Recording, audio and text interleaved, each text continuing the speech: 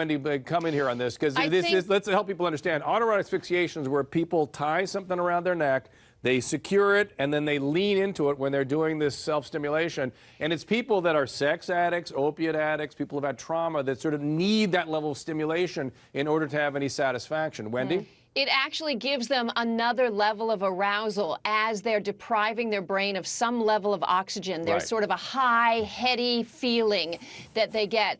But, you know, I think we're fascinated by this because we're always fascinated with criminal minds. Why? How? When? Why is he doing it? And looking at this thing, I'm not entirely convinced that it was auto asphyxiation from arousal. I think he...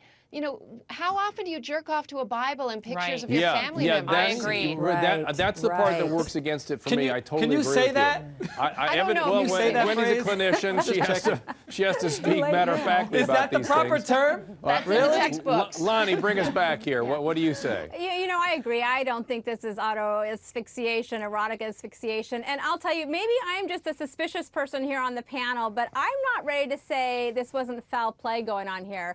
I mean, look, we know the guards weren't doing checkups like they were supposed to be doing. They even falsified the documents.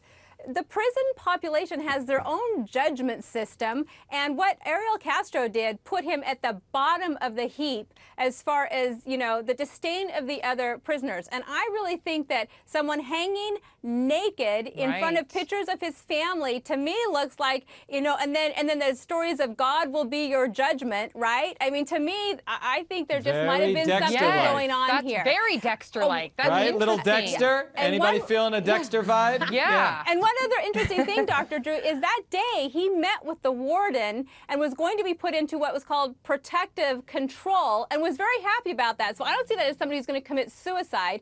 Maybe that was going to make it harder for someone else to have access to him to maybe give him the demise that they thought was appropriate. So I want to make sure I get what you're saying, Lana. You're saying that somebody may have sort of staged this whole thing as an ultimate way of shaming and yes. Yeah, well, that's that. Mark, now maybe you care about how he died, because all of a sudden it starts to like feel okay. It's like, that's crazy, but it's like, you know, it's awful, but it's like, oh, justice. Oh, okay, jailhouse justice.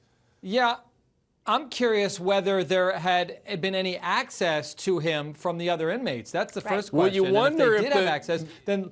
But you wonder if these apparent the guards falsifying their records, whether they were doing that as a way of allowing somebody to. It's very strange. All right, I want to play you guys a piece of tape from Castro's last appearance in court, where he seemed to be trying to justify his despicable behavior. But you get a little glimpse at exactly how depraved this guy is, and it speaks to maybe this guy potentially was engaged in this autoerotic behavior. Let's watch. I'm a happy person inside. I was a victim of sex acts when I was a child. These people are trying to paint me as a monster, and I'm not a monster. I'm sick. I believe I am addicted to porn. I continue to practice the art of masturbation and pornography 2 or 3 hours a day, nonstop. And when I would finish, I would just collapse right there.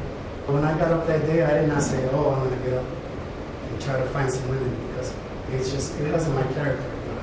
This job is too stressful, and I just couldn't juggle both of them. I do have value for a human life. Oh, yeah, sure you do, my friend. But Wendy, Mark, go ahead.